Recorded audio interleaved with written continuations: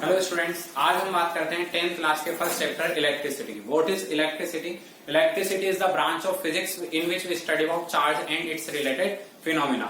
इसका मतलब ये हुआ कि इलेक्ट्रिसिटी फिजिक्स की वो ब्रांच है जिसमें हम चार्ज की स्टडी करते हैं और उससे रिलेटेड फिनोमिना की बात करते हैं। तो इट इज स्टडी ऑफ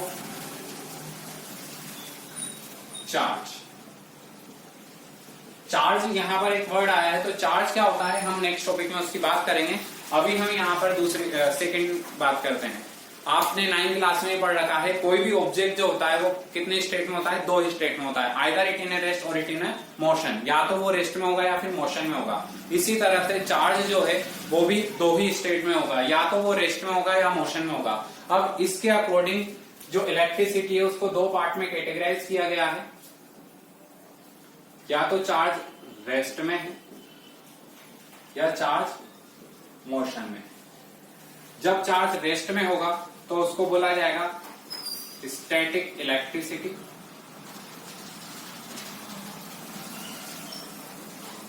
और जब चार्ज मोशन में होगा तो उसको बोला जाएगा करंट इलेक्ट्रिसिटी।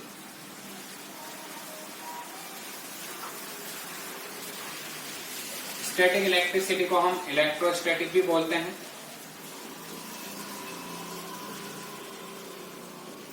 और करंट इलेक्ट्रिसिटी को हम इलेक्ट्रोडायनेमिक भी बोलते हैं।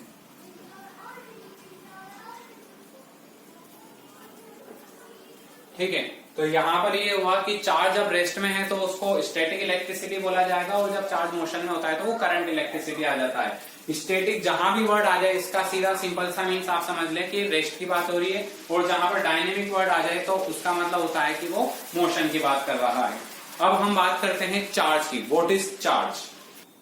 What is charge? It is the intrinsic property of a fundamental particle like electron, proton, etc. due to which they produce electric and magnetic field, जिसकी वजह से वो इलेक्ट्रिक और मैग्नेटिक फील्ड प्रोड्यूस करता है। तो यहाँ पर हम बात करते हैं it is the intrinsic property. Intrinsic यहाँ नया वर्ड है, तो इंट्रिंसिक का मीन्स क्या होता है? Hidden property. चार्ज जो है वो हिडन प्रॉपर्टी है, छुपी हुई प्रॉपर्टी है। किसकी? फंडामेंटल पार्टिकल की। फंडामेंटल पार्टिकल क्या होते हैं? अगर हम हमारे आसपास की बात करें तो जो भी ऑब्जेक्ट है उसको अगर ब्रेक डाउन करते जाएं तो वो स्मॉलेस्ट पार्टिकल मिलेगा, उसको बोलेंगे हम एटम। और एटम का स्ट्रक्चर अगर आपने देखा होगा तो उसमें इलेक्ट्रॉन, प्रोटॉन, न्यूट्रॉन होते हैं। इसी तरह से जैसे कोई स्टूडेंट होता है तो उसका फंडामेंटल क्या होता है? Nursery, LKG, HKG. इसी तरह से कोई भी ऑब्जेक्ट है उसका फंडामेंटल पार्टिकल क्या होगा? इलेक्ट्रॉन, प्रोटॉन और न्यूट्रॉन। तो यहाँ पर फंडामेंटल पार्टिकल की बात हो रही है, तो फंडामेंटल पार्टिकल हो गए इलेक्ट्रॉन, प्रोटॉन, न्यूट्रॉन, और उसकी प्रॉपर्टी है चार्ज। ठीक है, तो इलेक्ट्रॉन, प्रोटॉन की प्रॉपर्टी है चार्ज। अब इसकी वजह से क्या होता है? Due to which they produce electric and magnetic field. इसकी वजह से वो इलेक्ट्रिक और मैग्नेटिक फील्ड प्रोड्यूस करता है। अब इसके लिए हम बात करें, हमने स्विच को ऑन किया तो यहां से चार्ज फ्लो होंगे। जब चार्ज फ्लो होगा तो वो उसके आसपास इलेक्ट्रिक फील्ड को शो करेगा, जिसकी वजह से किसी दूसरे चार्ज पर फोर्स लगेगा।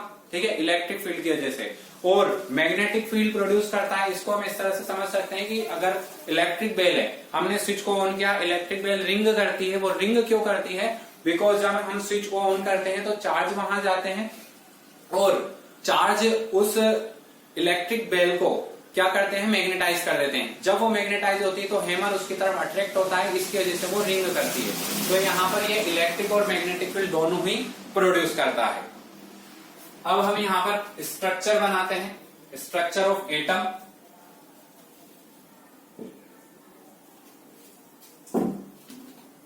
स्ट्रक्चर ऑफ एटम में सबसे पहले आता है न्यूक्लियस, जिसमें होता है प्रोटॉन और न्यूट्रॉन, और इसके आसपास क्या होता है?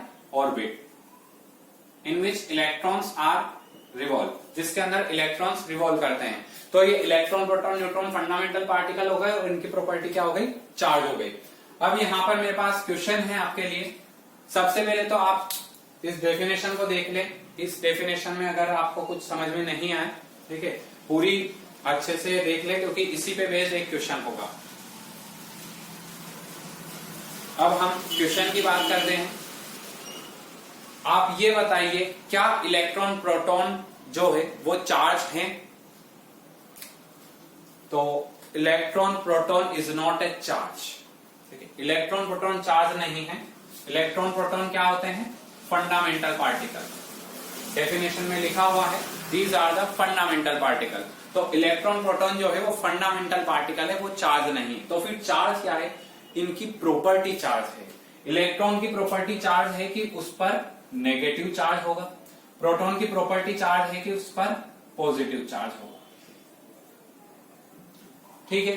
सेकेंड क्वेश्चन ये है कि क्या न्यूट्रॉन भी चार्ज, न्यूट्रॉन की प्रॉपर्टी भी चार्ज है, और अगर है तो वो कौन सी है?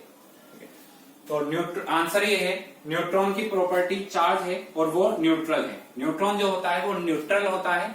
इसका मतलब क्या हुआ कि ये तो सर न्यूट्रल है, तो ना पॉजिटिव है ना नेगेटिव, क्योंकि चार्ज दो ही टाइप के होते हैं, या तो पॉजिटिव होता है या नेगेटिव होता है। अब न्यूट्रॉन कौन सा चार्ज है? फिर ये तो न्यूट्रल हो गया। तो इसके लिए अपन एक एग्जाम्पल लेते हैं। मान लो क्लास में स्टूडेंट बैठे हुए हैं, अब सिर्फ अगर बॉयज बैठे हुए हैं तो उसको हम बोल देते हैं नेगेटिव, और अगर सिर्फ गर्ल्स बैठी हुई है तो उसको बोल देते हैं हम पॉजिटिव।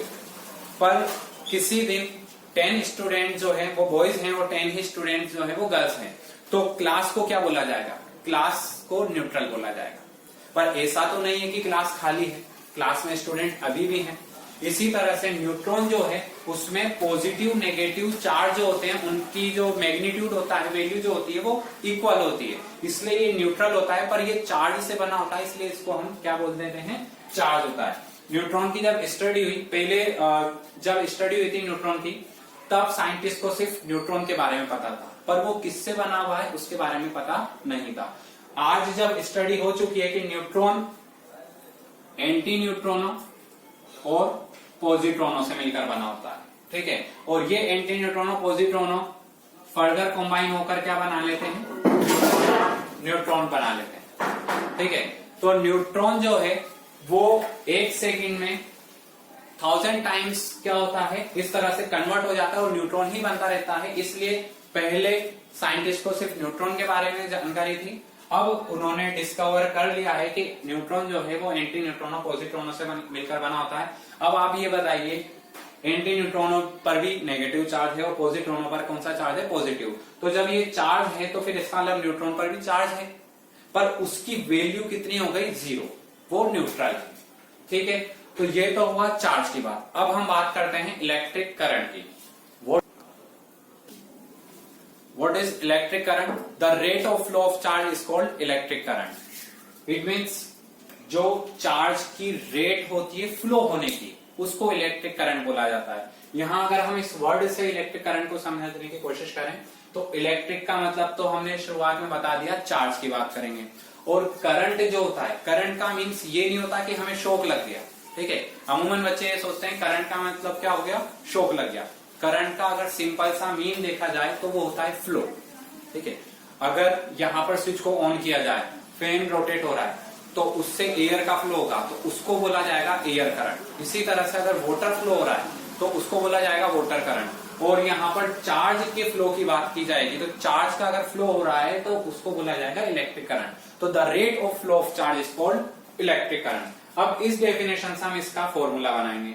तो यहाँ पर लिखा हुआ है रेट, जिस भी डेफिनेशन में मेरे रेट लिखा रहे उसमें क्या कर दें अपन में टाइम लगा ले। The rate of flow of charge, charge is denoted by Q, तो चार्ज को क्यू से डिनोट किया जाता है, तो rate of flow of charge is called electric current. Electric current को रिप्रेजेंट किया जाता है क्यू से, आई से। तो ये जो फॉर्मूला बन गया I equals to q by t, the rate of flow of charge is called electric current. अब इसकी हम यूनिट बनाते हैं। अगर यूनिट बनाने की बात आए तो Q जो होता है चार्ज है, उसकी यूनिट होती है कूलम। टाइम जो है उसकी यूनिट होती है सेकेंड, तो कूलम पर सेकेंड इसकी यूनिट हो जाती है। पर आंद्रे मेरी एम्पियर के हुनर में इसकी एसआई यूनिट रखी गई एम्पियर, ठीक है। तो इसकी एसआई यूनिट जो है वो तो हो जाएगी एम्पियर, ठीक है, और अनादर यूनिट हो जाएगी कूलम पर सेकंड। जिस तरह से डिस्टेंस की यूनिट्स होती है, मीटर भी होती है, किलोमीटर भी होती है, फीट भी होती है, इसी तरह से इसकी एसआई यूनिट तो एम्पियर है, अनादर यूनिट हो गई। इसके बाद बात करी जाएगी इसके क्वांटिटी की। ये स्केलर क्वांटिटी है या वेक्टर क्वांटिटी? तो ये ना स्केलर क्वांटिटी होती है ना वेक्टर क्वांटिटी होती है, थर्ड क्वांटिटी होती है टेंसर क्वांटिटी।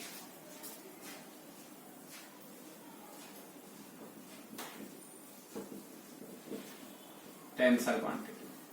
अब ये टेंसर क्वांटिटी क्या होती है? ये क्वांटिटी वो क्वांटिटीज होती है जिनके पास डायरेक्शन तो होती है पर वो वेक्टर के लॉज को फॉलो नहीं करते।